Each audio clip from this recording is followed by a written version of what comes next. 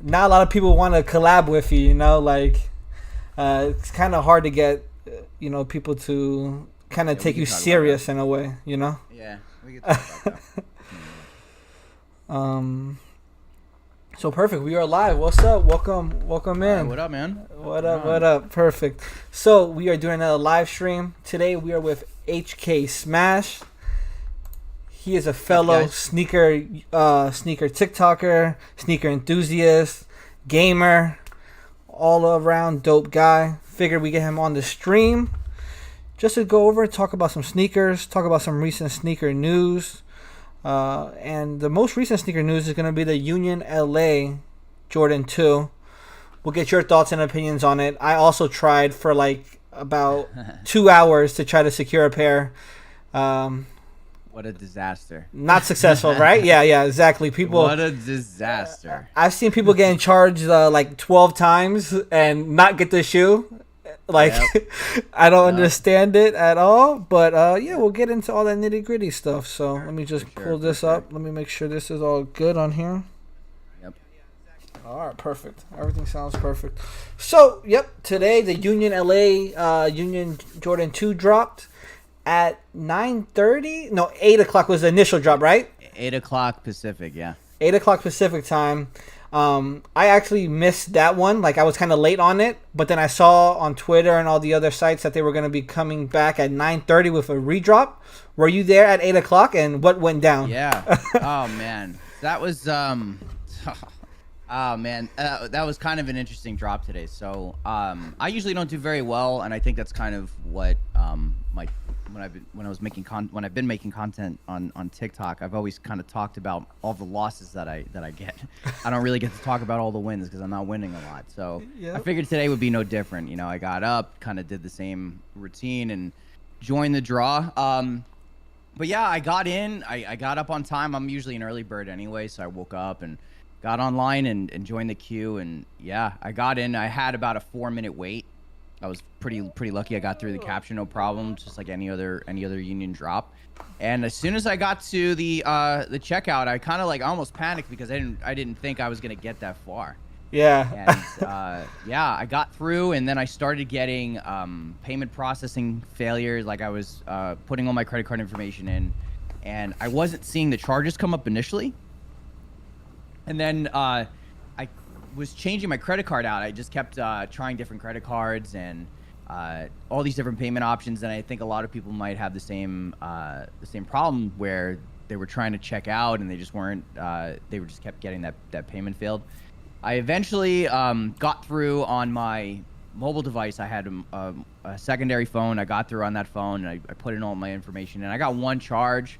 I had about 7 charges total over like 5 credit cards, bro. It was pretty awful. So I didn't get through on the first drop. They ended up closing the website down because I guess they had some issues. Their bot protection was too over the top, and I ended up waiting. I went live on TikTok to talk about the whole situation because I knew a lot of people were trying to get the shoes and run into the same problems as me, which is why I wanted to talk about it early on, because I'm sure a lot of people were running into the exact same problems as me. So I just wanted to get it out there, like, hey, you guys aren't the only ones that are struggling here, right? Yeah. And then unfortunately, the second drop did not work out very well. I had a pair in my cart. I tried to check out. It immediately got sold out. I had a bunch of charges on my credit cards still just chilling. And then once I saw that Union said that they were gonna refund all the pending charges from the first drop, I kind of just knocked the wind out of me, you know? So, yeah, exactly. You were hoping that they were going to keep it. Yeah, dude. Like and I don't really resell, right? You know, I know there's a lot of creators out there that like to resell their shoes, which is fine. I got nothing against resellers. I like talking about reselling content, and I have a lot of friends on TikTok that are resellers. But I always prioritize wearing my shoes, right? And this was definitely a shoe that I wanted to add to my collection because I've never owned a pair of Jordan 2s just because the colors never really made sense to me. They never really like sparked that joy where I'm like, oh, I definitely want to add this to my collection. And I finally have a colorway that with a company that I really like, and having that would have been nice to add to the wall, but unfortunately did not work out. this time. How many times have we heard that? Yeah, exactly. Taking countless L's on the sneakers app. Which one were you going after? The tan one or the blue one or the I grayish was going one? after the smoke fog ones. Those the blue ones are really dope. You know, I wasn't really trying to prioritize one or the other. I saw the blue ones and I was like, yeah, I like that. Let me take them. Yeah. But for me, like especially with union drops, because they usually do multiple colorways, I'll take whatever I can get my hands on. Same thing with like all those other hype drops, like even the off-white ones. Like I'll go with whatever color I can get. You know, it's the same at the end of the day as long as I can wear them. You know. But yeah, I tried to go for the blue ones because that was the first one I added to my cart. Oddly enough, the one successful checkout that I had was on the I believe it's pronounced the rattan. Yeah. Yeah. RATTAN something like that. Yeah, so I will say those are the rattans, and so I didn't get those either. I even tried to get the slides just as a consolation prize. I couldn't even get those. Yeah, I couldn't get any clothes either. Like some of the clothes was like messing up. I kept getting the 404 error, page error, refreshing, trying to get that. Eventually just gave up. The furthest I got with the shoes was adding my card. Once I added my card, then I got the error. I didn't get any charges or anything like that. So. Ah man. But it's tough. Tough yeah, world we live of in. course. Trying to cop shoes in 2022 is horrible. Whether that's bots, resellers, internet, anything like that. A little bit of everything. But I know you say you're not a reseller, but we are going to talk a little bit about the resale on it. So on that rattan ones, I have it pulled up right now on StockX. Depending on your size, you know, the smaller sizes, anywhere between 480, 450. Once we get into the bigger sizes, 11, 12s, sitting anywhere between 550 and 650. Okay. So I was anticipating they'd be at least double their retail price. Yeah, which is talking not about that a bad. little bit. Yeah, so it's not terrible. I mean, let's just be honest. You know, shoes really shouldn't be going for that much. Yep. I think everyone should be able to get access to them, but you know, that's just the name of the game. So it's not awful, but I think once you reach that threshold of plus $400 for a pair of shoes, it's like I don't think it's really worth making a move on them. But we'll see. You know, usually within the first 2 weeks of a sneaker drop, especially a hyped release like this one, the price is going to kind of fluctuate a little bit. It's going to go all over. I'm sure one of those colorways is going to do a little bit better than the other. You know, what I got, it looks like the gray fogs are probably going to do a little bit better than the rattans. So, but yeah, and of course the smaller sizes will always go for the most because they don't make as many. So, yeah, I would anticipate that they'll probably, you know, stagnate a little bit. Maybe they'll be a little bit more stable after the next 3 or 4 weeks once people start getting them in hand. I think once people start seeing them and they may not like the quality of them, they may not fit right. You know, some people might just say, you know what, let me get rid of them since they can't return them. And, Panic selling. People are going to start they'll undercutting panic people. sell a little bit. I know StockX is notorious for making people panic sell because it's so easy to sell on that website. So, Yep. I might lowball somebody on StockX that is not too familiar with how to resell shoes, so I might get lucky. Yeah. Hey, listen.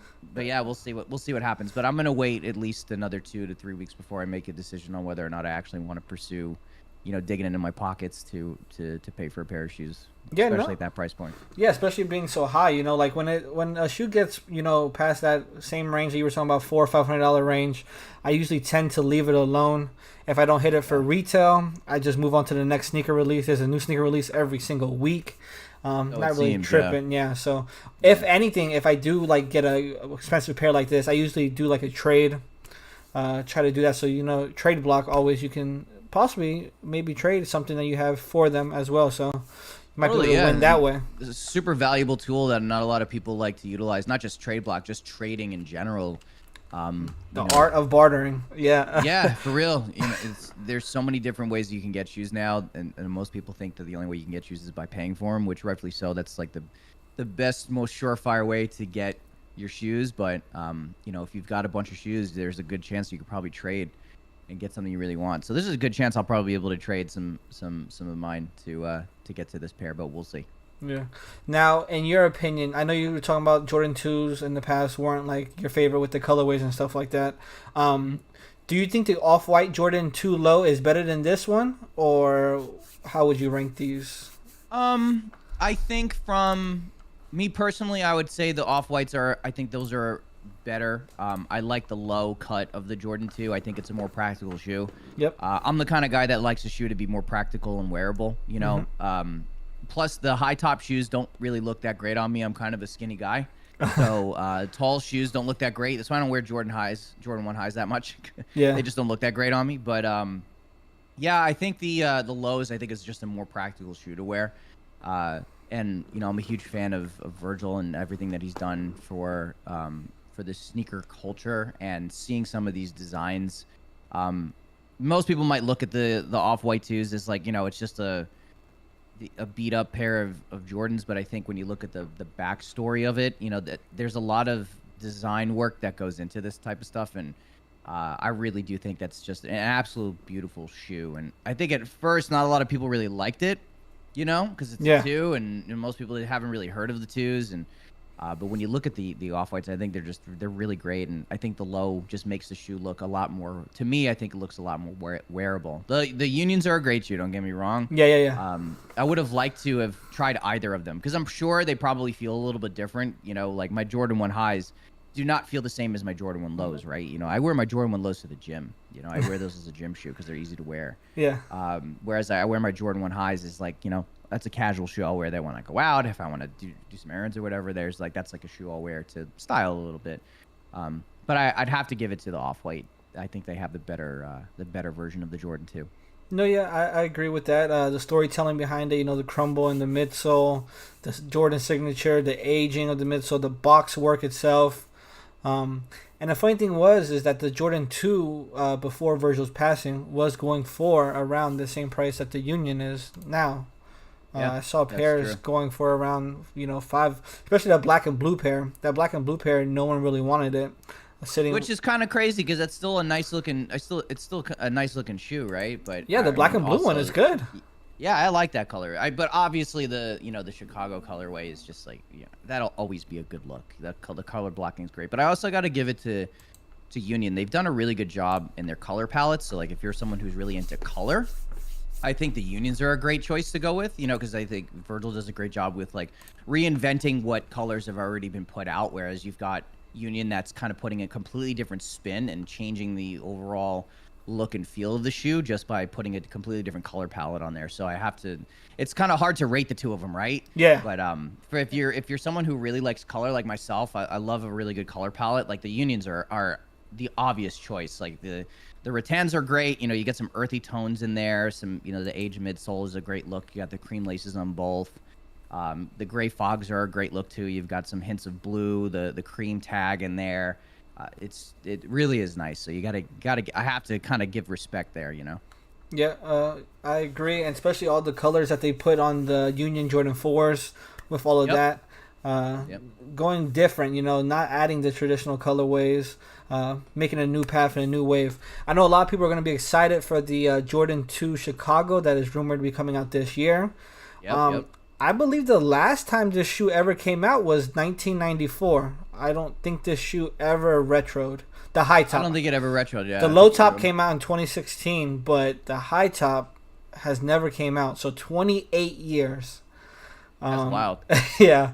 So I think this shoe's going to go crazy. I've had Jordan 2s in the past. The pairs that I had was the anniversary Jordan 2s, which is the white and silver pair. They don't have them down here. And then the countdown pack Jordan 2, which is just a white and red, no black in it really. And I like the Jordan 2. It's a slept on model in my opinion. But Virgil made it popular, so now everyone's definitely jumping on it now. So I think there's gonna be an Alma Jordan 2. And then there's another Jordan 2, I think it's by a different designer. I can't think of it. It's like a white and an orange one. I don't know if you've seen it. Don't know. I don't think I've seen that one. No. Let me see if I can pull it up real quick. Yeah.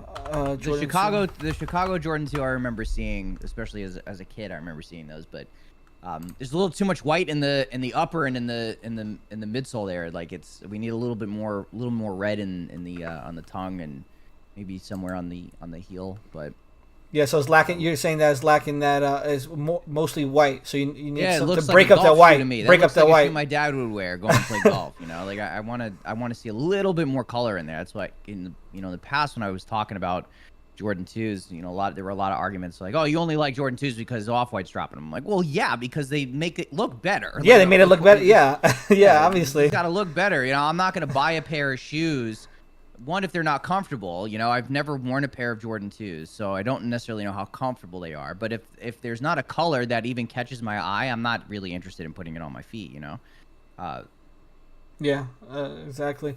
So this is a Jordan 2. I don't know if you're tuned into the stream, but we have this Chateau Rouge. I think it's I've French. never seen those. No, this is interesting. No, those look nice. So this one is rumored to come out this year.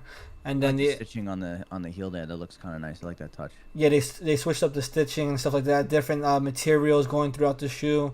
Some of this pebble leather, some smooth leathers and stuff like that. That's nice. And then the Alma Maniere Jordan 2, which they're sticking with that same purple maroon vibes, just like the 1 and the 3. Yeah. Was it 3 sneaker of the year for you or no? 3s were the sneaker of the year for me. Yeah. That was the one pair of shoes that I think TikTok has always known me for not getting.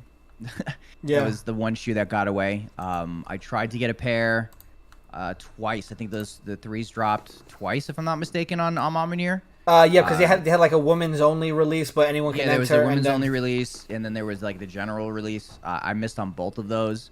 I was trying to sell off some shoes to get up to them, but at one point they were skyrocketing past that price point where I start to kind of step back. And yeah, a lot of people have not let me live that one down. That's like the one shoe that got away, but rightfully so. That is definitely the shoe of the year from last year for me. I think the design is really great. The story behind the shoe is fantastic. The materials are beautiful, and Jordan 3s are my favorite of the Jordan brand.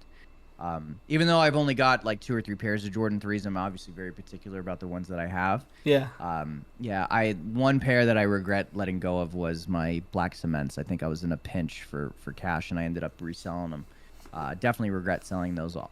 Hey, excuse me. That happens to the best of us. I know I've sold a whole bunch of shoes like that. Jordan 3 is one of my favorite models. I don't know if it's my favorite. It might be my favorite as well. I just love it, how it looks. It's comfortable, the wearability of it. I have a pair of white cement 3s from like 2010, and they are beat, and I can't let go of them.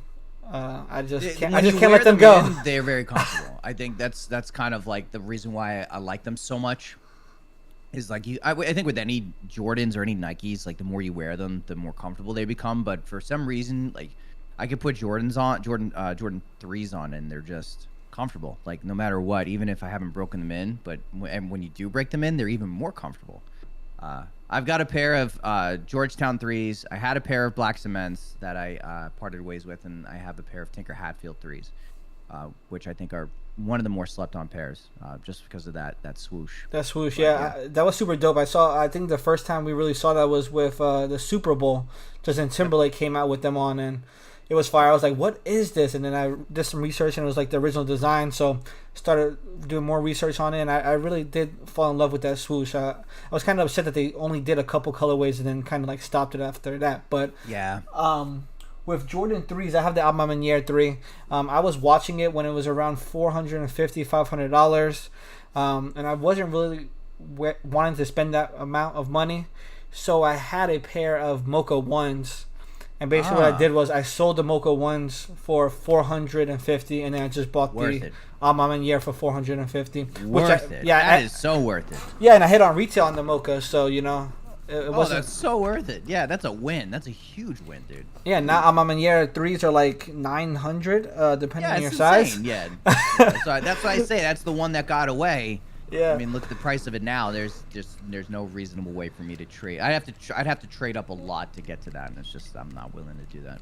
Yeah. What Jordan 2s need to do better with the color blocking? Okay, so my wife's in the chat right now talking about Jordan 2 needs to do better with the color blocking. Yeah, I guess breaking up all that white, you know. I guess you're looking at it more like a Jordan 1, how they have the panelings and color blocking like that. But yeah, Jordan 2s, if anyone that's putting a Jordan 2 out there, whether it's, you know, Nike just retroing them or if we get more collabs, I think the Jordan 2s will be a much more sought after pair based on color blocking alone.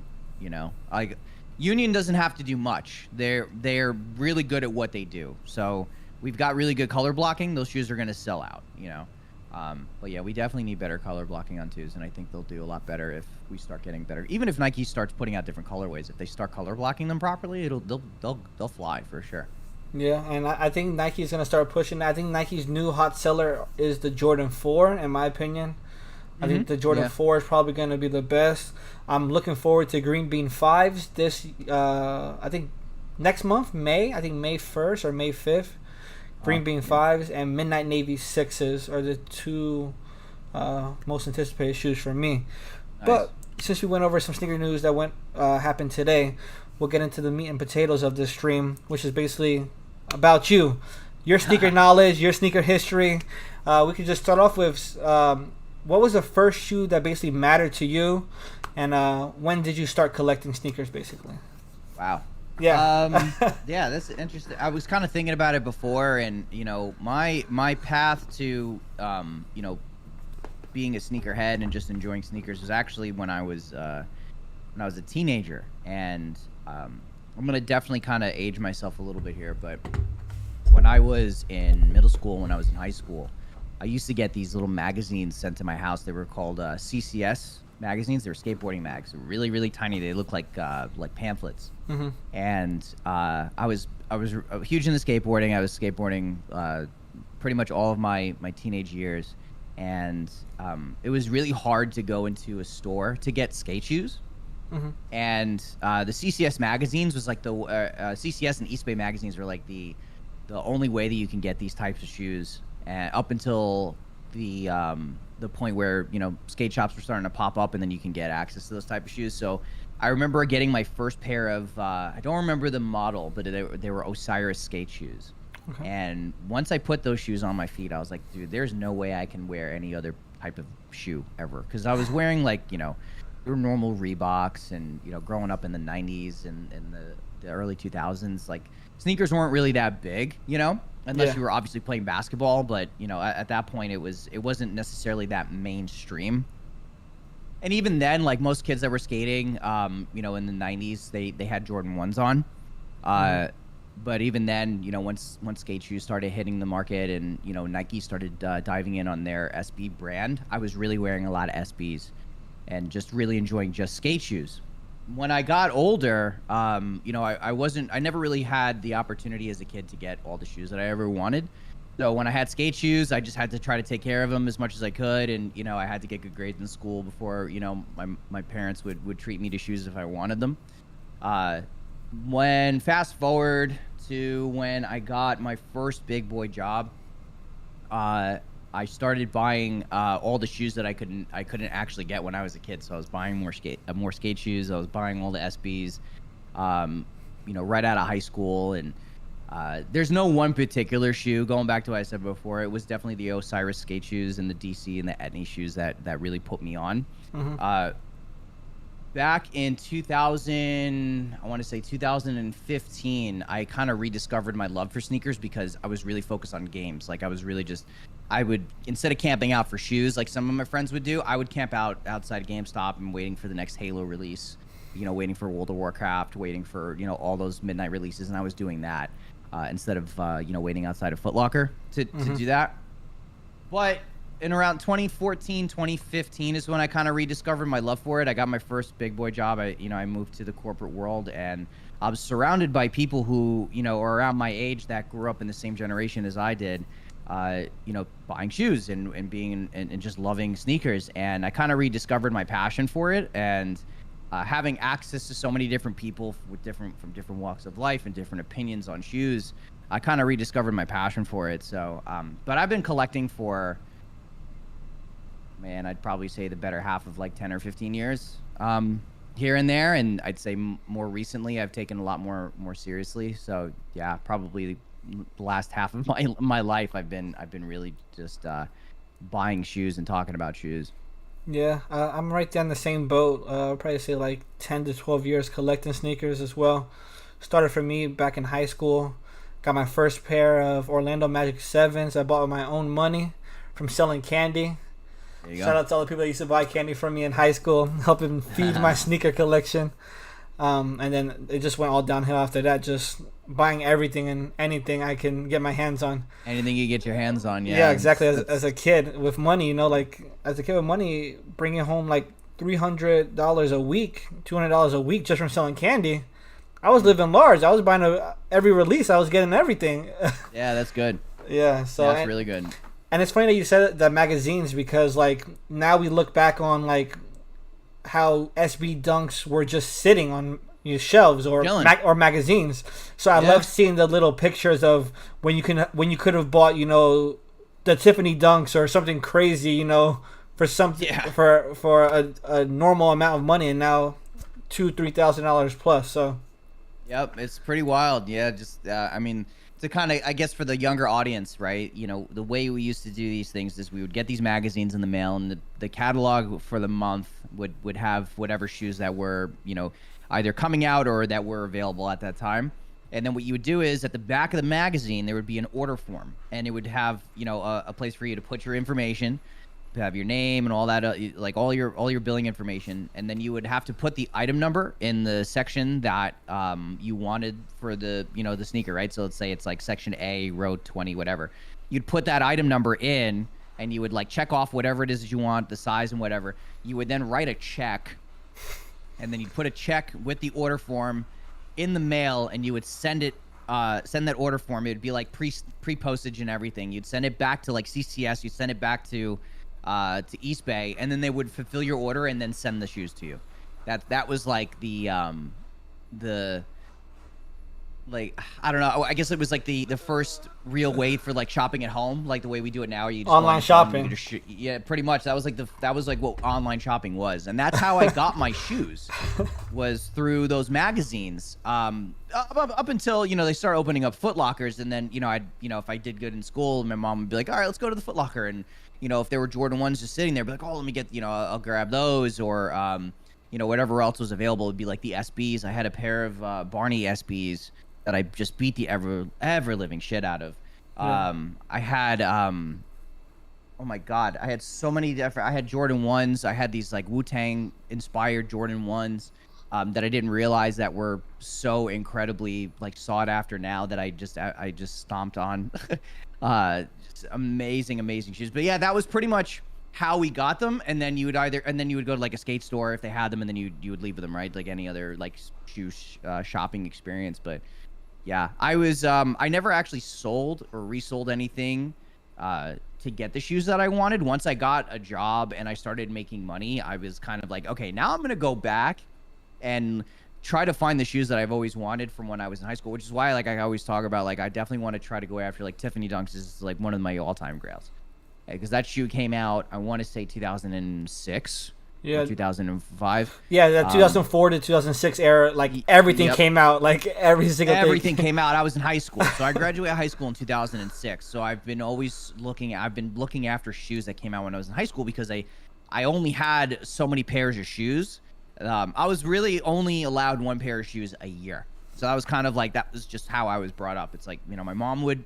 My parents were always really great to me. I was raised in a single household. My mom took care of me and my brother, and my mom she was kind of tough on the both of us. Mm-hmm. But she's like, you get one. This is all you get. So she's like, if you fuck it up, that's it. That's on you. You got to figure out your own way to keep get yourself crispy. Another pair of shoes. Yeah, exactly. Should I watch my language here? I didn't realize I can't. I shouldn't curse, right? No, you're good. No, you're good. Yeah, this is not PG. I should have asked that question. I don't know what the audience we got here, but anyways, yeah. So, yeah, she was really great. I'd have one pair of shoes. I picked them out, and that was it. So if I messed them up, it's on me to figure out how to get them. And then that's why I was so focused on, getting a job so I can get my own money. And I wouldn't have to worry about it. I got to worry about asking my mom to take care of these things. I can go if I make $200 over the 2 weeks. At that time, I think minimum wage was like $5, $5.50. When I was 14 years old.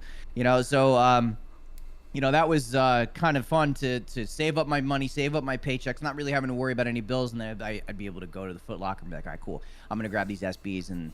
I'm gonna be all right. And now I kind of want to do the same thing now. And now that I have all this access to adult money.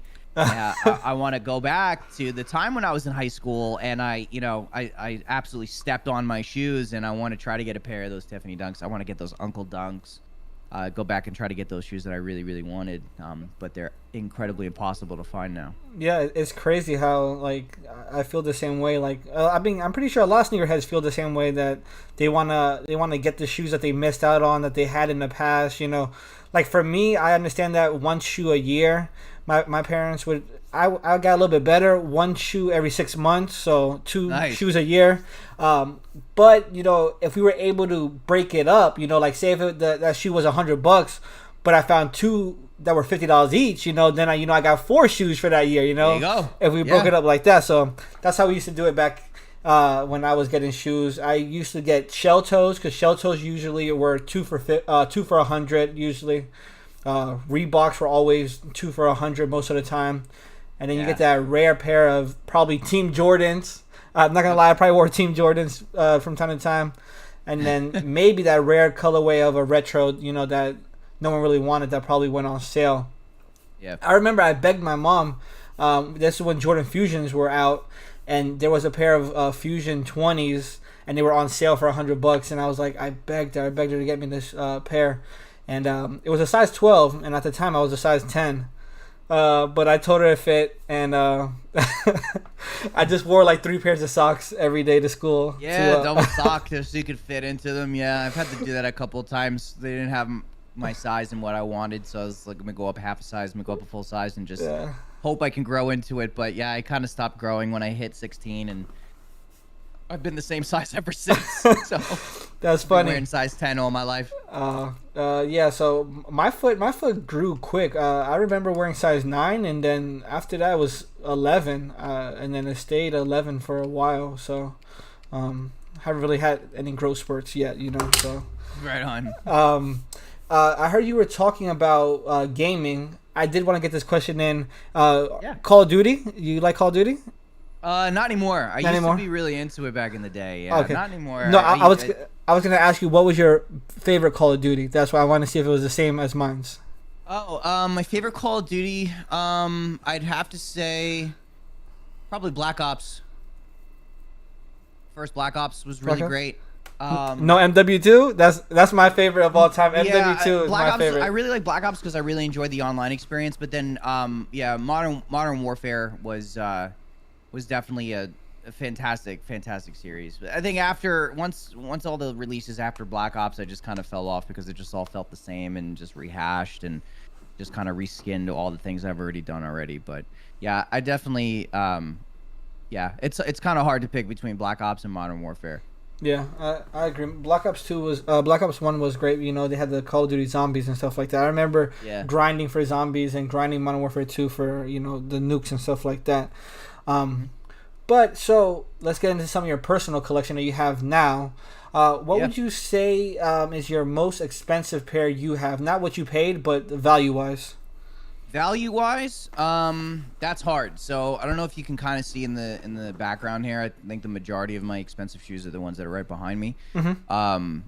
I would have to say it would be between my Off-White UNC ones and my Travis Scott ones would probably be the most expensive as far as value. Mm-hmm. With my Union Guavas kind of creeping up there as far as value is concerned, but I think technically the UNC Off-White ones would be the most valuable. Yeah, and it's crazy because I'm looking at your collection, and your collection is like super similar to mine because I have my Travis ones right next to my UNC Off-White ones as well. I see you got Pine Green, or is it Pine Green 1.0s or 2.0s? Those are the 2.0s. So the way I have it organized is I tried to, there's a method to the madness a little bit. I try to organize it based on silhouette number. And then it goes up the timeline. So Jordan 1, 2, 3, 4, 5 goes all the way up until I don't have any more Jordans, and then it splits up into SBs, SB highs, lows, whatever, and then it goes into like standard dunk, high, low, mid, and then it switches up into like specialty shoes like the waffles. What else do I got there? Air Forces. And then it splits up. I got Air Maxes in there, and then I go through all the Air Max numbers. That goes down into I have a couple of like mixed in designers. So I have like some Fear of God in there and some Virgil. So I have like the foam Which one of those? The pink ones. Yes, I do know exactly what you're talking about. Yeah. So it's kind of mixed. God, in there, yeah. I can't believe I don't know the name. It's like it's a clear one, right? It's clear. Yeah. It's the translucent upper. He did an all pink color, and he also did a black color. And then the original was like the Zoom fly. The Zoom fly. There you go. Yeah. Yes. Oh God. Yeah, I couldn't think of the name either. Yeah. So I started doing that, but now my collection is just all random. I got random assortment. Yeah, I got to do a TikTok on organizing it, or a TikTok live of organization of it. So another question would be, if you could buy one shoe right now, no money is a problem. What shoe would that be to add to your collection? One pair. One pair? Yeah, a dream pair. Oh, damn it. This is so hard. This is like one of the hardest questions. I get asked questions like this all the time. It's like, what's your grail? Or, what's the shoe that you would buy? Because, like, I want them all. There's so many that I want. I think most people would assume that I would say the Alma Near 3s, because that's definitely true, because it's a practical shoe. But it would be a close tie between the Uncle Dunks or the Tiffany Dunks.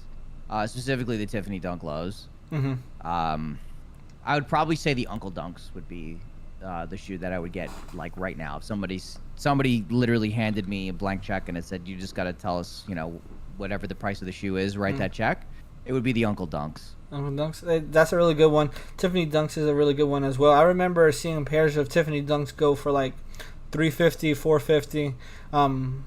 Within the last 5 years, I would say, I've seen pairs, and then the last 3 or 4 just shot up $2,000, $3,000 now. That's why I got the All-Star Dunk Highs, because those are the color, that peppermint color kind of reminded me of the Tiffany's. Yeah. Okay. I see them right there. I need to get something as close to it, and I try to explain to people, like, you don't necessarily have to have the exact same shoe, but if you can get something very similar to it that matches that style, that's still very okay. Yeah. So that's why I got them. It's like if I'm probably never going to in any timeline going to be able to afford getting a pair of Tiffany Dunks. So I'll get something as close to that colorway as possible, and that was like the closest I can get, and I'm totally okay with that. No, yeah, and then especially for back here, it looks like a Tiffany Dunk High, in my opinion. It does, right? Yeah, right. You look at it from a distance, you can't it's really a Tiffany tell. Dunk High. It's not, but and close. I'm happy you didn't go the rep route. We'll talk about reps in a little bit. I know TikTok is crazy about reps, but so we do have a question here from one of the guys. What's the most overrated shoe in your opinion? Most overrated shoe. Yeah, in my opinion. Yeah, maybe you can think of a specific model. Like the Jordan 1 is overrated, or the Yeezy. I honestly, I think the one that comes to mind that I can comfortably say I think is overrated is the Nike Dunk Lows. I think those are ridiculously overrated. It's not a bad take. Yeah, I think those are pretty ridiculously overrated, especially because they're constantly getting restocked. The Panda. The Panda is like a perfect example of that. And I think, to be fair, just speaking from being a somewhat older millennial, it's interesting to see how TikTok specifically is kind of polarizing a lot of the sneakerhead culture, and Jordan 1 highs were never a popular shoe. Nope. Until it hit TikTok. And then all of a sudden, everyone was going gaga over, like, Obsidian 1s. I'm like, where the fuck did this come from? Obsidian 1s were sitting. Shit, Obsidian 1s were sitting. Yeah, like, what does this come from? Like, and there's so many better shoes out there. And I say the Dunk Lows because I think, like, for example, the New Balance 550s are a phenomenal silhouette that rivals the Dunk. Mm-hmm. And I think it's a more comfortable, more practical shoe to wear, As long as you find it in the right colorway, I think that's a better shoe to go with, in my opinion. But I think comfortably I can say that the Dunk Low is definitely an overrated shoe, just based on the fact that it's so popularized on TikTok. And that, I think, just to be fair, just kind of following the trends of, like, what social media is. At one point, Instagram was, like, popping. Anything that was popular in pop culture, it was likely happening on Instagram. Now, you look at a platform like TikTok that's got, however many active, what do they have, like 1.6 billion daily active users? It's crazy. Yeah, and like on a monthly scale. And these are things I follow because I work in tech, and like I have to follow these things, right? Especially for the stuff that I do. And you see, like, on a monthly basis, they're pulling in like between 4 and 6 billion active users a month. That's absurd. That's a whole global population of people that everybody are using this app. It's crazy. And seeing that this type of information is getting passed around on that platform, it's easy to kind of fall into that trap because that's where people are getting their information so quickly. So I think the dunks kind of fell into that category pretty quickly, where they just kind of became overrated because that's all you saw. Everyone's like, "Oh, you want to tie your outfit together? Get some dunks." Like, no, you don't need to get dunks to tie your outfit together. I just think they're just a little bit overrated, and I know they are a money grab for a lot of resellers. Man, that's such a great shoe to resell. So I guess if you're trying to make some profits, that's definitely a shoe to go after. Oh yeah, I've had maybe 7 or 8 pairs of it. I have one in my collection. It's my daily. I usually just go if I'm gonna go run some errands. Leather quality is horrible on it, but after selling 7 or 8 pairs, I basically got that one for free. So I kept a pair, traded a pair for some foam runners. So I used it for trade bait and such. That's nice. I agree. The dunks are probably one of the most overrated shoes right now. Just the popularity of it and just the mass releasing of it, restocks. Everybody has a pair of dunks on their feet. I think that is the only dunks I have in my collection right now. Oh no, I have the ceramic dunks, part of the Ugly Duckling pack. But like I'll put the shoe where my mouth is, right? Like I've got 3 pairs of dunk gloves. Yeah, right. I love, right? Like I'm not saying like just because I say the shoe is overrated doesn't mean you shouldn't wear them. Like, if you like them, you should get them. I've got a pair of undefeated dunks that are back there. Above those, I've got the off-white lot 7 dunks, and I've got pistachio Union dunks, right? And all 3 those good. Are 2 shoes that I haven't worn yet, so. Yeah. They're still great shoes, but I think for me, I'd have to be very picky. And then some might say, I think a close runner-up, if I had to be fair, I think Yeezys 350s are starting to become a little bit overrated too. We're getting a new colorway of those. Those are starting to turn into the Ultra Boost, right? Because at one point the Ultra Boost was like the popular shoe. Roshi Run, Roshi Run. The Roshis were a good one too, and those were a good practical shoe. Like I had Roshis. I think that was one of my first like hype pair of shoes. Not realizing when I got them that they were hype shoes, because people ask me like, "Oh, those shoes are dope. Where'd you get them?" I'm like, "Oh no, I just got them from Nike." Like they're just a normal shoe that I found. So. Yeah, that was. I think that I don't even want to say that Roshis are overrated. Like those are gone now. Yeah, it's gone in the archives. Yeah. But I think the Yeezys would be a close second for an overrated shoe, just because there's so many. But at the same time, Kanye made good on his promise, and everybody has Yeezys. We'll get a pair, and I think that's good. Everyone should, because I think they're the most. I will say that those are the most comfortable shoes in my collection. As far as any shoe that I have, out of the hundreds of shoes that I've had, Yeezys will be the most comfortable, or at least the Boost in general will be the most comfortable shoes you can own. 100%. Yeah, it was crazy how we had the NMD wave, the Ultra Boost wave, and then just the Yeezys. I agree. The Yeezys are coming out with similar colorways every other week. It's a different shade of tan, gray, white. Would like to see some color in that. That's why, in my opinion, I think that if New Balance continues on their colorways, their collabs, and releasing of older models, bringing them back out, I can definitely see New Balance taking over that second spot where Adidas/Yeezy was to challenge 100%. Nike, because Yeezy is falling flat for me. What I've been in with Yeezy right now is foam runners. I like how they look. I like how they feel. I like that the price point is $80 if you're able to hit on retail, and even on the secondary market, around $200 to $300, which is almost retail for Jordans and most pairs of shoes right now. So that's where I've been on with Adidas and Yeezy. Foam runners all day. That's one of my favorite shoes as my daily beaters as well.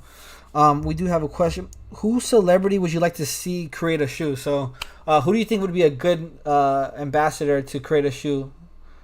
Ooh, I feel like I answered this question in the past. I think Lil Yachty would go crazy. I don't know. I hope that's not your answer. But I think Lil Yachty, I think his sneaker knowledge, his love for collecting older and rare models, foreign models, Euro exclusive, Japan exclusive, I think he would come up with something crazy, and I think he would have a nice color palette. I don't think he would give us something, tan, gray, or something neutral. I think he would do something. I think Little Yachty could probably come up with something. Me personally, I wouldn't pick Little Yachty. I think I'd like to see, as nice as it would be. Like, I can't disagree with, someone like Yachty or who has knowledge of sneakers and has a genuine love for them. Mm-hmm. It would be interesting to see someone that. I'd like to see someone that we've maybe never seen before do something like that, to give their creative take on sneakers. I don't know.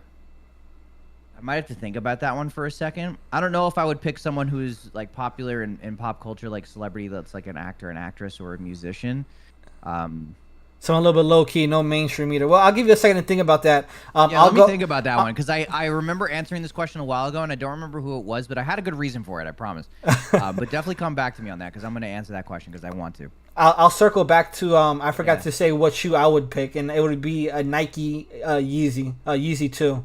Whether that's the Platts, Solars, or Red Octobers, doesn't really matter. I would just put them all in a bucket and grab whichever one, and I would be happy with it. The Yeezy 2 would be my pick. That's a good choice. Yeah, I think everyone would love a Yeezy 2 in their rotation. I'm looking for it. I'm hoping to add it within the next year or so. I don't want to pay outright for it. What are you gonna do? You gonna trade up for it? Yeah, I think I might trade up for it. I've had an offer to trade my Travis and my UNC Off-White ones, basically for it was the Solars. The Solars are the black ones, right? Because the Platts are the white ones. So it was the Solars. It was a pair of the used Solars. And I just couldn't pull the trigger because I hit Travis's for retail. And the UNC ones, that was my favorite Off-White Jordan collab that he did. So I hit that one for retail as well. So I just couldn't see myself getting rid of the two pairs. So I mean, if I do get rid of them, I'm still gonna have a major W, because basically gonna get Yeezys for around $500 because retail Ws. But I don't know. I would have to see my collection, because I would be willing to get rid of like 5 to 7 pairs if I had to, of smaller stuff, rather than get rid of the Travis and the UNCs. Right, yeah. But it would be super difficult. So going back to the question about celebrity, if I had to pick a collab or inspiration on a design, Tom Ford, I think would be very interesting to see if we can get like someone who has a very deep understanding of like luxury brands and design. So for anyone that doesn't know, Tom Ford does like all high-end men's and women's luxury products. He does like fragrances. He does things like suits and dresses and things like that.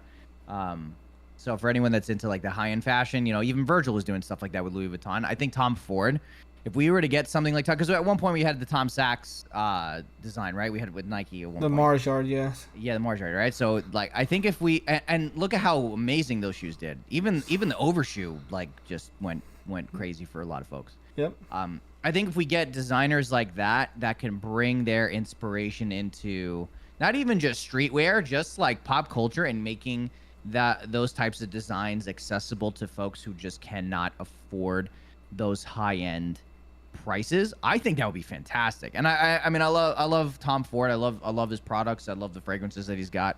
I think that would be really great to see, as far as like, I guess if you would want to consider it celebrity.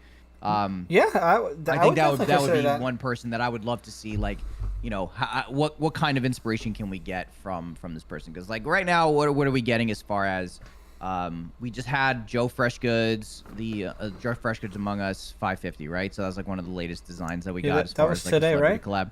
Yeah, I think that was today. I waited in line for that. I was like 84,000 in line. I immediately left. Yeah, I was 110. I was 110. Yeah, fuck that. Yeah, I was like, that was a wrap. And that's another shoe that is like top 5 on the list of shoes that I need to add to my collection, is those Joe Freshgoods New Balance. Just so fire.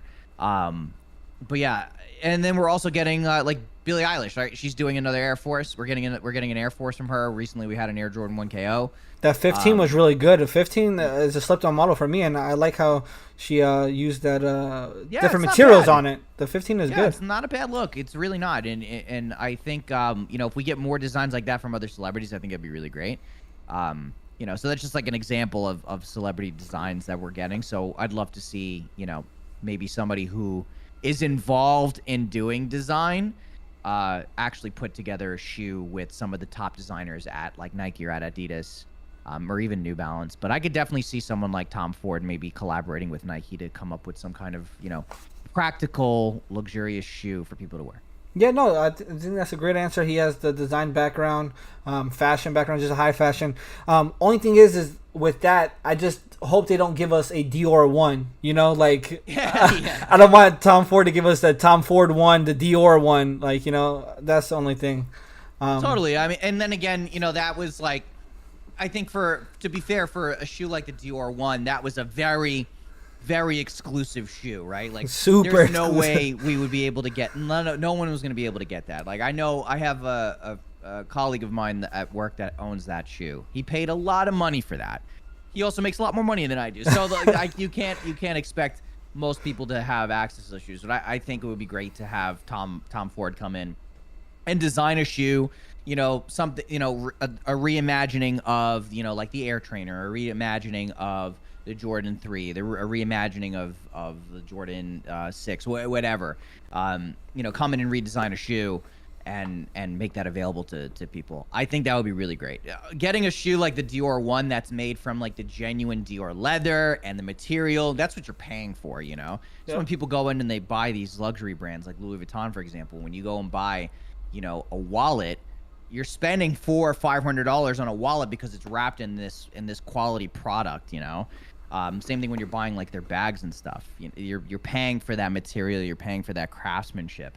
So the customer service as well. Exactly, that too. Yeah. You're going and you're paying for that. If you ever walked into a Louis Vuitton store and had that experience, it's like they're gonna hold your hand. They're gonna give you water.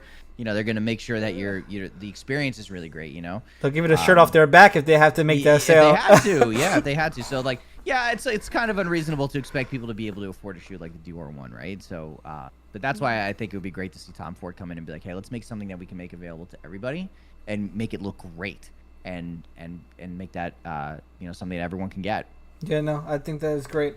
Okay, so we're running close on time, so I'm just gonna have two more questions, and I'll let you decide on which ones you want to answer first. Do you want to touch on reps first, or do you want to talk about content creation behind sneakers first? Let's do the reps. So that was the first one you just brought Okay, up. we'll get it out. Okay, so your thoughts on reps. I know TikTok, on my TikTok especially, I've been seeing a lot more pushing of reps, the rep community. How do you feel about them? Just a general sentiment on reps. Yeah, I think the short answer is I don't support reps. I mainly just I've kind of been around, at least in my inner circle, especially my mom. My mom's a kind of not a hype beast, but my mom is on the luxury side. She's helped me kind of she's introduced me to a lot of that, high-end luxury and, working hard to be able to afford these quality products. So I've definitely come to appreciate authentic items. However, just because I don't like reps doesn't mean that they're bad for everybody, and I understand why people buy reps, and there's no reason why anyone should justify why they need to buy reps, especially if they're trying to save money. I understand it's cheaper to buy replicas. However, I don't think you can get the same experience and the same value out of buying reps as you would with the authentic pair. I get questions all the time about buying reps. I get people hitting me up on Instagram almost every day to review some reps. I got some DMs. Yeah, we'll send you. We'll pay you. Review our reps. Yeah, I'm like, no, I can't do it. I can't do it. Happen with me. And I've had some pretty bad experiences with folks trying to sell me reps as new or authentic pairs. That's the main problem right there. Yeah, that's a huge problem. And if people want to, I think especially now, where sneakers are almost a asset, right? Which they really shouldn't be. But the fact that sneakers has turned into an item that you can go into a store and purchase now has turned into an item that you can go into a store and purchase and then potentially turn that into a profit, like the same way you would do with a stock or a bond or an ETF. You kind of almost miss out on your potential gains for folks, which I understand not a lot of people see it that way, which is perfectly fine. However, you know, I buy all my shoes authentic. I wear all of my shoes, or as many as I can, and then when I feel like they have served their purpose for me, I'd like to get them into somebody else's hands that would like to enjoy them. But at the same time, there's a value to them, and then I can use that, and those shoes that once gave me joy can help me get joy out of something that I now want more, which I think is really great. So, but yeah, at the end of the day, I'm not a fan of reps, but if people are buying reps because they can't get their hands on the real thing, I understand that. But I think you're better off, you know, save your money. You never know where that money's going. You're giving this random manufacturer money. You have no idea where that money's actually going to, if it's supporting things that, you know, you shouldn't be supporting. And, you know, there's really no, I mean, look, at the end of the day too, right? And like Nike and Adidas, they be running sweatshops. So like, I know that my money is probably going to some bullshit as well, right? I understand that. You know, no one's perfect. I get it. You know, it's just as bad. You know, two wrongs don't make a right. You know, but you know, I prefer to, you know, give my money to a brand that I support, especially like, you know, today's Union drop. I would have loved to have given them my money because I take my like money. The brand. You know, exactly. Like, I'm trying to give you this. I'd like to give you guys my money because I support your brand. I support your cause. So I'd rather buy the authentic. I can't do that with a replica. You know what I mean? So that's why I am just not a supporter of reps. Yeah. Well, I don't like how, I will say this really quick, because I know we said we're kind of close on time here. There are some folks that, like, they try to jam reps down my throat where, you know, they'll just tell me to, like, give up on buying shoes and just buy reps. Yep. Like, no, you don't. No, like, that's not fair. Like, I'm not gonna tell you to not buy reps. Like, I'll give you my opinions on it, but like, if that's what you want to do, then you go and do that. I don't care what you do with your money is your business. It's not mine. But there are some folks, especially in the rep community. I remember one time I had made a joke on TikTok. It was a joke about buying reps, and I had every rep. But that's key. That's key.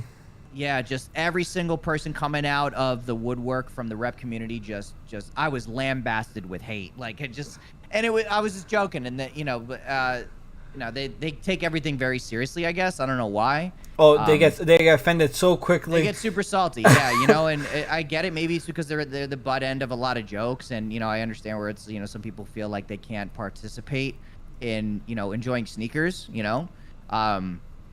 You know, for me, at the end of the day, if you can't buy those shoes that you really want, it's just a material item. It's okay to be salty for a little bit, and then you move on. You get over it, and you move on to the next one. Just like today, I'm salty with Union LA. I said my piece in like 3 or 4 TikTok videos, and I told them, y'all fucked up.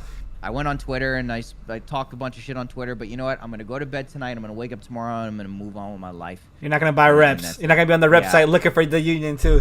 Yeah, no. I'm good. I'm not going to, I'm not about that. I want to be able to enjoy them. You know, I want to wear them. I want to take them out the box. I want to smell them. I want to enjoy that whole process.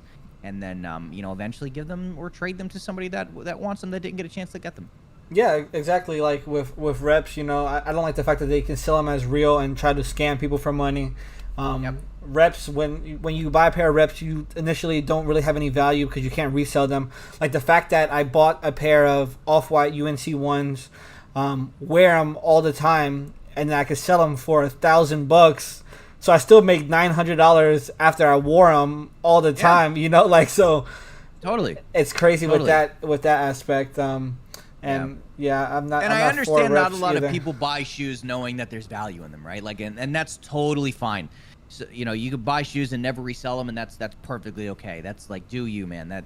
That should be the way it is. You buy shoes, you enjoy them, and that's wear them. But I think what people just need to understand that, you know, growing up in the 90s and the early millennium as a teenager, you know, shoes were never like that at that point. And now as I've gotten older, that's what sneakers has turned into. There's not much I can really do about that. Maybe eventually when I'm older, it won't be like that. But right now in the culture and the society that we live in, shoes have value to them. And I've seen a lot of folks, especially on TikTok, that are resellers. They're learning transferable skills that allow them to, you know, be entrepreneurs and build a business and understand how to manage a budget and build a book of business with customers and do, you know, customer relations and do marketing and things like that. So, you know, I think it's kind of a blessing in a way where sneakers has turned into that and has allowed folks that are maybe underprivileged to learn the game and understand how to buy and how to sell and how to budget. and that could eventually turn into a transferable skill that lands them a very high-paying, very stable job. You know? Yeah, and people were making a living off reselling sneakers. Yeah. It's crazy. It wasn't like that. I remember the days of going to a line, a meetup at Foot Locker, 10 people in line. You walked in, you got your pair. Maybe there was 3 or 4 leftover pairs, and you walked out. You did your thing. You weren't thinking about reselling it. You wanted to wear that shoe. So times have definitely changed. You just gotta adapt. That's all. Just if you can adapt, it becomes much easier, I think. So, yeah. And that's kind of what I've done. I never learned how to resell sneakers up until probably 2016, 2017, when I was surrounded by folks that were like, hey, you've got all these shoes. You didn't realize that you can make money off of them when you're done with them. Here's what you can do with that. And that's kind of what I tried reselling a little bit here and there, mainly with Supreme. It was a lot easier for me to do that with Supreme. But I'm glad that I took the time to understand the resale game so that, when I do go to conventions and I go to, the swap meets or whatever, the local events and stuff, I can learn how to negotiate and have those conversations, and those skills are transferable into my day-to-day work now when I do, contract negotiations and stuff. It's all transferable. So you kind of you got to look at the silver lining of some of this stuff. Yeah, you got to learn it in one space, you could use it in another. 100%. With TikTok, so I guess we're going to get into that content creation realm now. Yeah. With TikTok, I'm kind of new to it. I've been doing it for about maybe the last month or so, trying to pump out 3 or 4 videos a day. And I use that fact to my advantage, talking about reps. Because I know that the engagement is going to be so high. So I usually put out something, a bold claim like reps are trash, or look at my real collection. And then everybody comes in flooding the comments with buy reps, or that collection is full of reps.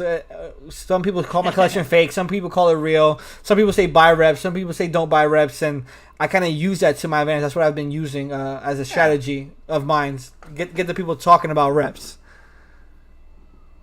And stuff. If it works for you. yeah, exactly. So that's been one way I've been doing that. So with content creation, when was probably that first video that you were like, hey, that took off for you? Like, okay, I'm gonna do TikTok sneakers. I'm gonna do a TikTok talking about sneakers. What was that first time? My TikTok journey's been kind of interesting. I started doing TikTok right at around the beginning of the pandemic. I was on it every so often, but I never thought about making any videos. And to kind of backtrack a little bit, I was making content for mainly gaming content from 2012, 2013. I got my start on Justin TV before it was Twitch. Okay. And I was just streaming games. And I found TikTok at the beginning of the pandemic, and I figured, you know what, let me start just like talking about the gaming stuff that I do, like sharing a lot of the the experiences that I've had with building a gaming channel and just building a community around the content that I was making. And I never really found any success there because from the time I started streaming on Twitch, from when I got partnered, and up until now, the gaming content creation, the live content creation especially now, has grown so exponentially that everyone's a live streamer now. Everyone's a gaming content creator. Everyone's a content creator. It's you can literally just do it from the power of your phone. When I started, you needed to have like a somewhat decent computer to be able to handle that type of work. So everyone can really do it now. So it's really hard to get discovered. Yep. And I did my first viral video was at the beginning of the pandemic. I did a stitch on, it's one of my pinned videos actually. It got like over 850,000 views, almost 1 million views. This was like the first video I've ever made out of the 9+ years of content creation that did so well. And it was actually a video of me talking about my experience with working in tech. Mm-hmm. And it just kind of popped off.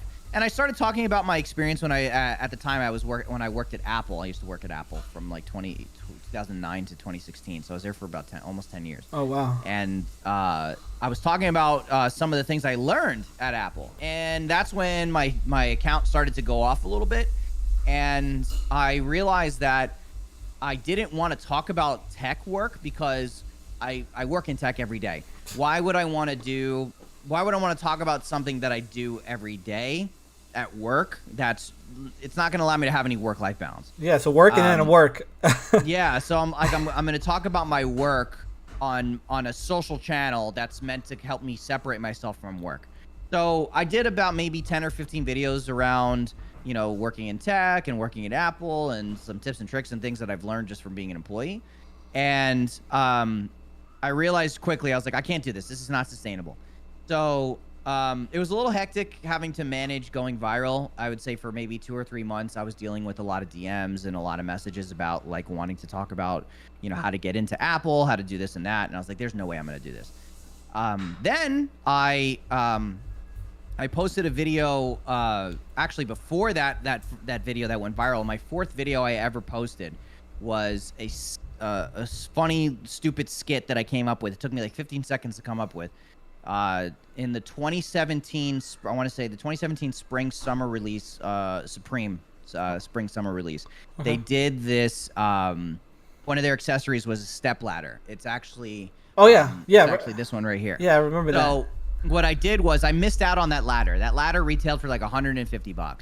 So what I did was I bought the ladder from the manufacturer that they collaborated with, and I just bought the exact same color from them directly, and it was like $40 or $50 because that was the retail price. I'm like, I can't believe people were spending, you know, almost $200 on a fucking step ladder just because it's a Supreme on it. So what I did was, and I'll get to the end of this. It'll all make sense, I promise. What I did was I made a video about you know, about missing out on the drop, and the resale price on the ladder was like $375. So I ended up doing was I bought the ladder from the manufacturer and I slapped a Supreme sticker on it to make it look like it was a Supreme step ladder. That's it. And that was it. The video went viral, and a lot of people started asking me questions about Supreme, and I was like, oh, this is fun because I like talking about these things. This is something not related to my work. So then I started talking about the streetwear stuff. I started, you know, when I was buying stuff from Supreme, stuff that I was reselling, I was talking about it a lot. And I started to see the traction start to gain a little bit because it wasn't doing as good as the tech stuff, but I like to talk about it. So then I did another video that's also pinned on my TikTok about buying shoes on GOAT.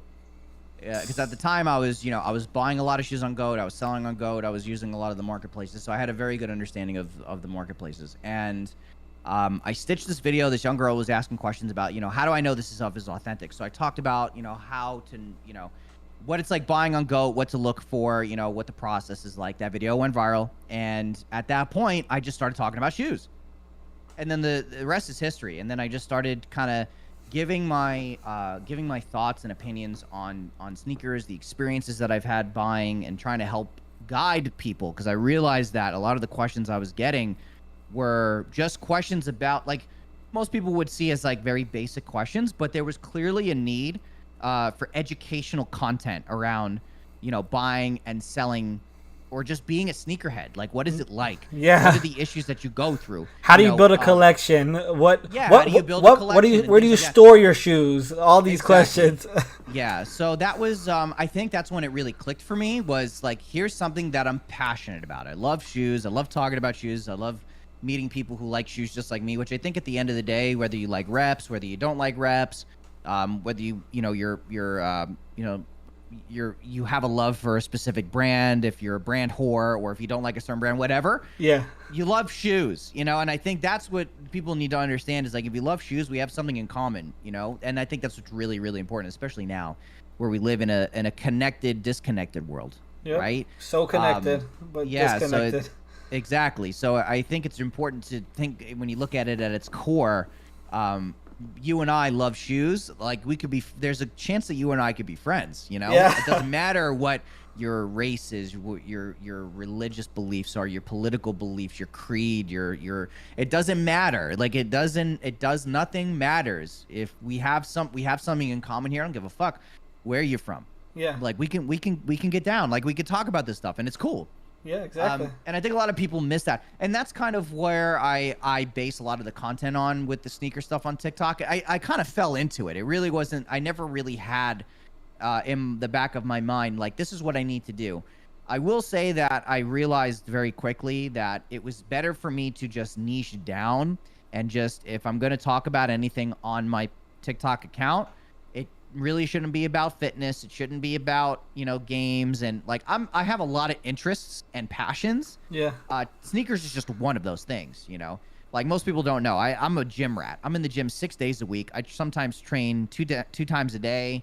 I'm huge into wellness, like yoga. I'm huge into, the mindfulness. I love all that shit. Mm-hmm. But I don't really talk about it on my TikTok, So there's like so much to me. Sneakers is just one layer of the things that I love. So that's kind of what that TikTok is about. Is I just like talking about shoes. I like talking about my experience with buying and selling. And I like giving people a chance to be able to say, like, I've had that feeling, and I always get that feeling sometimes where I feel like I'm the only one that loses on shoes, which is really, really tough. Sometimes it's a tough pill to swallow, man. Yep. So people get frustrated, and they want to throw their hands up and say, oh, fuck this, I'm done. And I feel the same way about shoes almost every day, every time I take a loss. But at the end of the day, we're all human, and I think it's really great for us to share our experiences with other folks so that they don't feel like they're alone in this world. And that's kind of what I base my content off of, is I just talk about, like, it's just raw. I go through the same shit that everyone else does, and I'm just a regular ass dude that's just talking to his phone to an audience of now 15,000 people. Congrats about something that they're really, passionate about. Thank you. And that's what I love to do, and that's what I'm going to continue to do, and hopefully I can just give people a reason to enjoy shoes as much as I do. That's how I guess I've been talking to a lot of content creators. I've done this, I think this is my 4th video. I don't know, I've done it with Sneakerhead610, I don't know if you've heard of him, Winona Kicks, Sneakernomics. Yeah, Winona and Sneakernomics, yeah. Yeah, I've done it with them too, Homies. Yeah, so I've done it with them too, and they all kind of share that same sentiment, how you're expressing, how you just got started. They weren't really into it, they didn't go on TikTok to create content. They just made content about something that happened to them, and it just took off. Like Winona Kicks laced up his shoes and got 24 million views, 200,000 new followers, and all he did was put on a pair of shoes, and it just happened because he liked the shoe and he did it. Yep. So that's kind of like something I've been trying to learn. Like I said, newer to TikTok. I had a video get 26,000 views, and I thought I was the new hottest shit. I told my wife, I said, we're moving to LA, we're going crazy, and then it died. I was like, oh, fuck. I thought this shit was going to go crazy because TikTok's really good about inflating people's egos. So, coming from someone who's been in content creation, working with gaming creators, being a gaming creator myself, and just being on not just the front end of the business, but also on the back end of the business, sometimes, most of the time, the numbers don't mean shit. So yourself, and for anyone that's listening, like when you're making content, especially in an area that you're very passionate about, the numbers are not going to mean anything as long as you care and you enjoy the content that you're making. All of those things will happen over time. There are going to be times, especially with TikTok, which I think is really polarizing and really fantastic at the same time, that you can take something that is, extremely low energy, and it'll get hundreds of thousands, potentially millions of views and likes, compared to some folks that are putting time and effort and energy into making the best possible video, and it flops. Yeah. I've had a crazy experience on TikTok where I've experimented with, I understand how to edit video, and I've learned that skill, and, doing everything from color correction to audio to everything, doing the pre and post production storyboarding. I've done that with some of my TikToks, and those videos absolutely ate shit, fell flat on their face. And the majority of the videos that I do now that are just like, I know exactly what I want to talk about, and I just do it in real time, and they get thousands of views. That's okay, and that's how it should be. You should just enjoy the process and find what works for you, and just stay focused and master your craft. Yeah, so that's one thing I'm focusing on right now. I'm trying to improve on something, especially on my YouTube, something every single upload. So whether that's video footage editing, whether that's video footage quality, thumbnail, title, talking, trying to get my thoughts out as clear. Sometimes I don't come off as clear. It takes time. I feel like my tongue is super fat, and I say the wrong words, or I don't say the right thing. So talking in front of a camera, like, it's crazy. Like, if I was face to face with you, we can talk for 5 hours, and I probably won't miss up any words. But as soon as I press record on the camera, I stiffen up. My shoulders get tight. I don't know what I'm talking about. I don't know how to say skill. a word. So Yeah. I'm definitely trying to work on all of those things every single video. Try to improve 1% every video, you know. Every time, yeah, and that's all you can do. You know, talking on camera is not easy. It took me some time.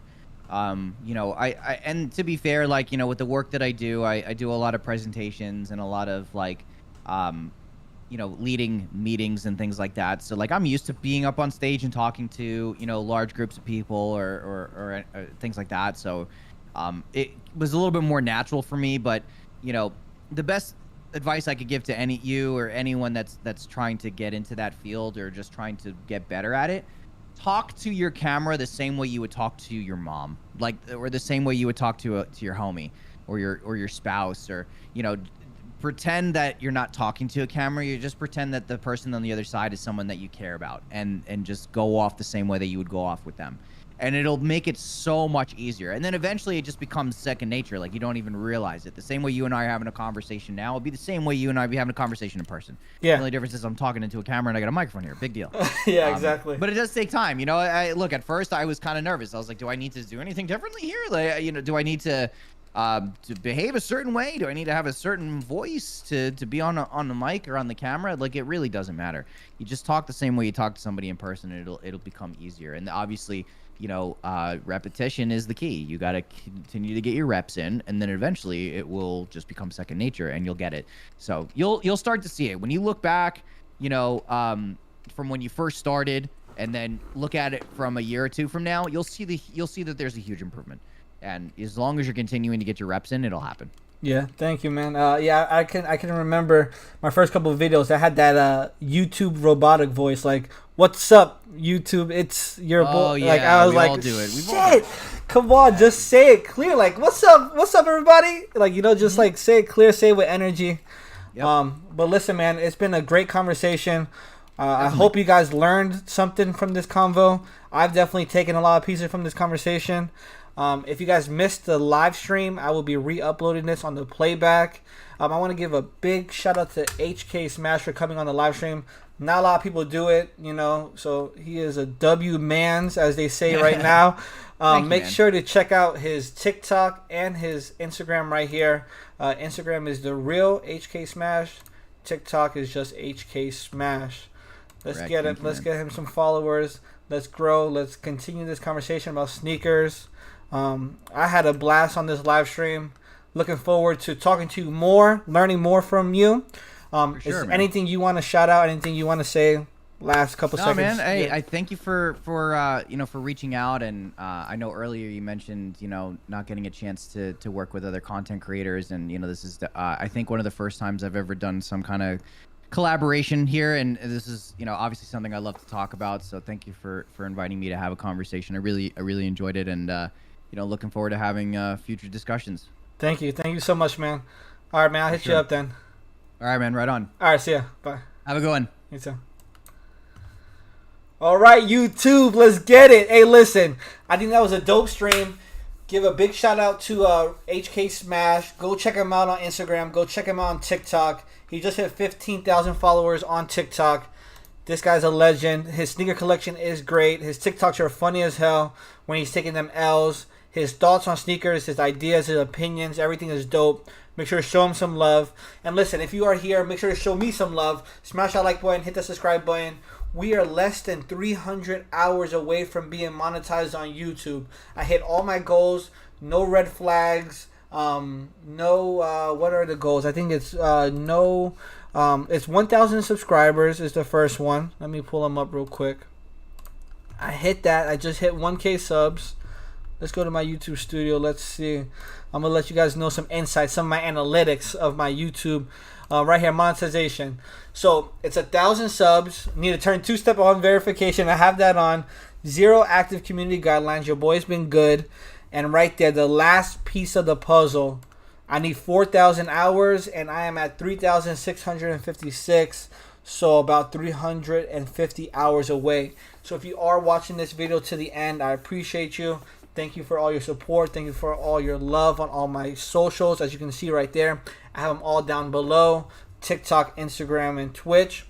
But make sure to watch my videos. That's what I need for you guys.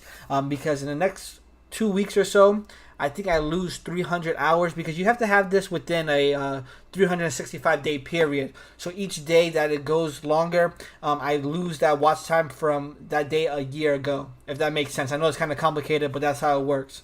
So in about 2 weeks, I lose about 300 or so hours. So this has been the closest I've been to monetization. So if you guys love me, if you guys support me, if you guys want to rock with me and see me get monetized on this channel, make sure to watch my videos all the way through. I just got a new subscription. Shout out to you for subscribing. HKSMASH says, thank you so much. Thank you for having me. Yes, it was a pleasure talking to you. Looking forward to more conversations, learning from you, learning TikTok, all this social media stuff. I will be hitting you up whenever you have free time. We can talk more offline. So like I said, make sure to watch all my videos. I created some playlists. So as you can see right here, let's get back over here. We'll go to my channel. So it's as easy as this. Just come to my channel right here. I created some playlists right here. So I got the Atlanta sneaker store reviews. I got the sneaker reviews, clothing reviews, all these different playlists. Just click one of these playlists and let it ride. Let it play out in the background. Help me get that watch time. Share this video out. Smash that like button. Hit that subscribe button. It's been your boy Tim. We'll see you in the next video or the next live stream. Peace.